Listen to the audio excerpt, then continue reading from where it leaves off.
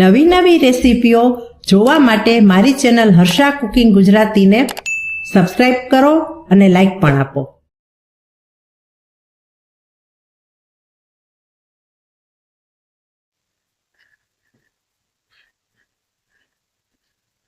દેખાવમાં જેટલી સુંદર છે તેટલી સ્વાદમાં પણ જોરદાર. સક્કરિયાની ફરાળી ભરેલી ટિક્કી. તો ચાલો બનાવવાનું શરૂ કરીએ આજની રેસીપી. વ્રત ઉપવાસમાં ખાઈ શકાય તેવી ટેસ્ટી અને મજેદાર સક્કરિયાની ભરેલી ટિક્કી. ફરાળી ભરેલી ટિક્કી બનાવવા માટે અહીં મેં એક સક્કરિયું લીધું છે. આ ટિક્કી આપણે સક્કરિયાની બનાવવાના છીએ. સક્કરિયાને મેં ધોઈ લીધું છે. હવે છાલ ઉતારી લઈએ. આપણે સક્કરિયાની છાલ ઉતારી અને ટુકડા કરી લીધા પછી ફરીથી આપણે બધા ટુકડાઓને વોશ કરી લેશું, એટલે માટી થોડી ઘણી પણ રહી હોય ને તો એ નીકળી જાય. ગેસ ઉપર સ્ટીમર ચડાવ્યું છે, નીચે પાણી મૂક્યું છે. આ સક્કરિયા આપણે પાણીની અંદર બાફવાના નથી, પણ આ રીતે કાણાવાળી જાળી હોય ને તેની ઉપર આપણે બાફવા મૂકી દઈશું. આ રીતે સક્કરિયાના ટુકડા આપણે ઉમેરી દઈએ અને હવે આપણે બાફવા માટે મૂકી દઈએ. આ રીતે બફાશે ને એટલે કોઈ પાણી પણ અંદર ચડશે નહીં. 10 મિનિટ થઈ છે. હવે આપણે જોઈ લઈએ. જો 10 મિનિટમાં સક્કરિયા સરસ રીતે બફાઈ ગયા છે.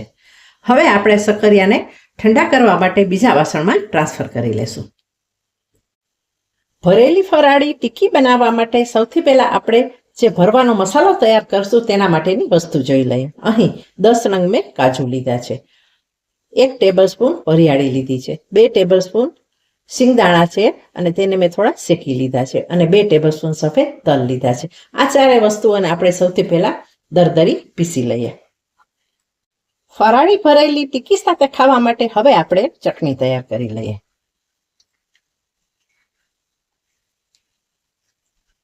એક લીલું મરચું,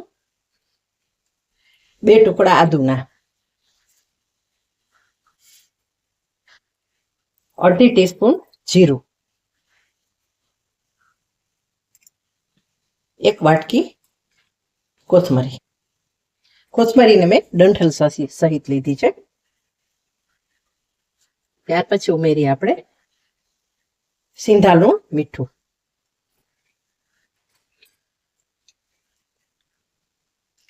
અડધા લીંબુનો રસ ઉમેરી દઈએ. ત્યાર પછી તેની અંદર 2 ટેબલસ્પૂન દહીં ઉમેરી દઈએ અને ચટણીના ટેસ્ટને સારું બનાવવા માટે, વધારે ટેસ્ટી બનાવવા માટે આપણે 1 નાની ચમચી દળેલી ખાંડ પણ ઉમેરી દઈએ. અને હવે બધી વસ્તુઓને આપણે પીસી લઈએ અને એક સરસ મજાની ચટણી તૈયાર કરી લઈએ.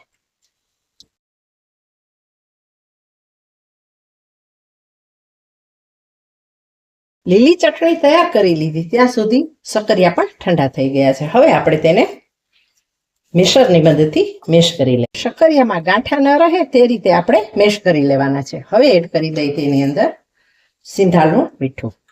હવે તેની અંદર આપણે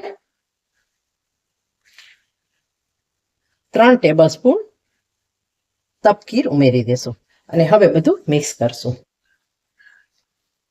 આ ટિકિયા માટેનું લેયર તૈયાર થઈ રહ્યું છે.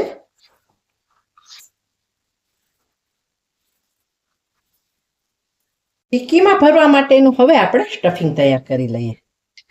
તેમાં એડ કરીએ આપણે કાજુ, સિંગદાણા, વરિયાળી અને તલનો કોર્સલી ગ્રાઇન્ડ કરેલો ભૂકો. તેની અંદર ઉમેરી આપણે 2 ટેબલસ્પૂન કોપરાનો ભૂકો, 20 થી 25 કિસમિસ લીધી છે, તેને પણ એડ કરી દઈએ. મરચાં આદુની પેસ્ટ 1 ચમચી,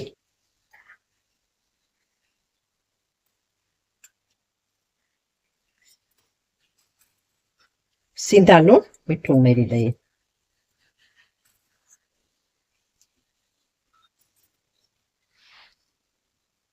બે ચમચી કાશ્મીરી લાલ મરચાંની ભૂકી ઉમેરીએ. ફરાળી વસ્તુ છે એટલે આપણે ઉમેરી દઈશું અડધી ચમચી મરીનો પાવડર.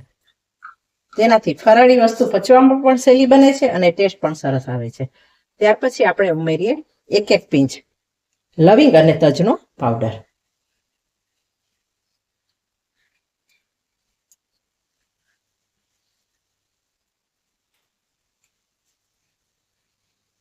એક ચમચી દળેલી ખાંડ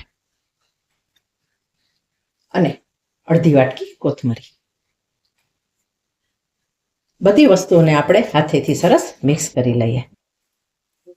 જ્યારે મિક્સ કરશો ને ત્યારે પૂરણ થોડું ડ્રાય લાગશે સ્ટફિંગ, પણ આ રીતે હાથેથી ચોળશો ને એટલે એકદમ સરસ રીતે મોઇશ્ચર વાળું થઈ જશે. અને આ સ્ટફિંગને આપણે આ રીતે ગોળા વડે તેવું કરવાનું છે. જુઓ, એટલે ટિક્કીની અંદર આપણે સરસ રીતે ભરી શકીએ. કાજુ, સિંગદાણા અને તલમાં તેલનો ભાગ હોય છે, એટલે આ રીતે કરીએ ને તો એકદમ સરસ રીતે ગોળા વડે તેવું મિશ્રણ તૈયાર થઈ જશે. અહીં ચાખી લેવાનું. કોઈ વધારે ટેસ્ટ માટે વસ્તુની જરૂર હોય તો નાખી શકાય છે. અને જો ફરાળમાં તમે આમાંથી કોઈ વસ્તુ ન ખાતા હો તો તેને સ્કીપ પણ કરી શકો છો અને તેની જગ્યાએ તમે જે ખાતા હો તે પણ એડ કરી શકો છો. ત્રણે સરસ રીતે મિક્સ કરી લીધા પછી આપણે ટિક્કીને વધારે ચટપટી અને સ્વાદિષ્ટ બનાવવા અડધા લીંબુનો રસ પણ ઉમેરી દઈએ. અને હવે આપણે મિક્સ કરી અને ગોળા વાળી લઈએ.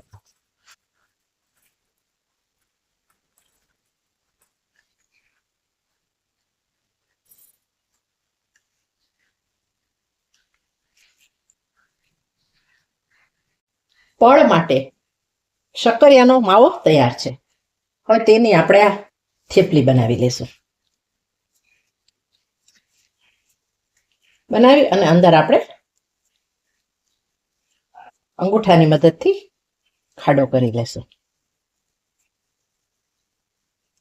અને તેની અંદર બોલ મૂકી દેશું.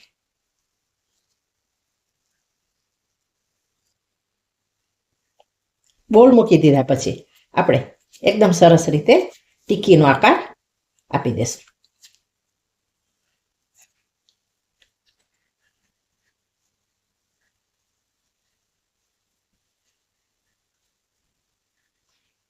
ટિક્કીને વાળી લીધા પછી આપણે શું કરવાનું, આ રીતે ધાર હોય ને તેને આમ આમ કરતું જવાનું, ઘસતા જવાનું, એટલે એકદમ સરસ એવો ટિક્કીનો શેપ આવી જાય. જો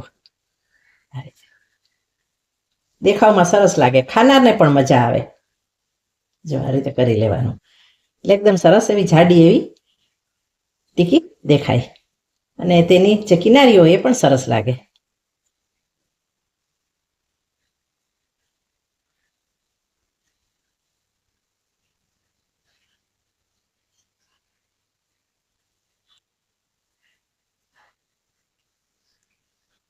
અને હવે આપણે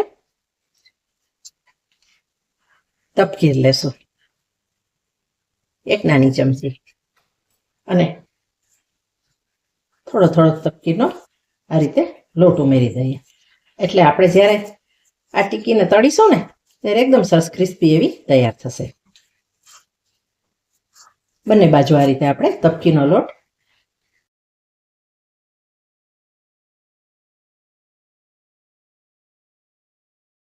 ટિક્કીને હું સેલો ફ્રાય કરવાની છું. તેના માટે કડાઈમાં મેં 1 ચમચો તેલ મૂકેલું છે અને હવે તેલ જેવું ગરમ થઈ ગયું છે ને એટલે આપણે ટિક્કી મૂકતા જઈએ.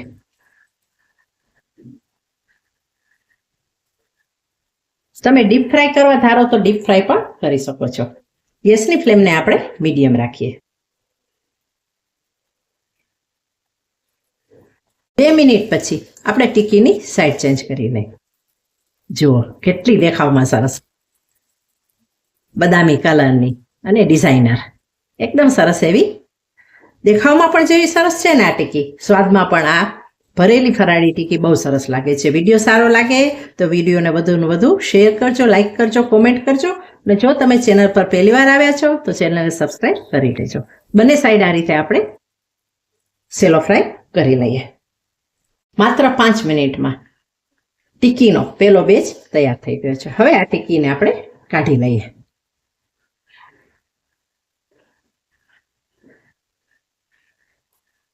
અને બાકીની ટિક્કી પણ આ રીતે આપણે સેલો ફ્રાય કરી લઈએ. શક્કરિયાની ભરેલી ફરાળી ટીકીને આપણે ગરમ ગરમ ગ્રીન ચટણી સાથે સર્વ કરી દઈએ. હવે મળીશું બીજી જ નવી રેસીપી સાથે.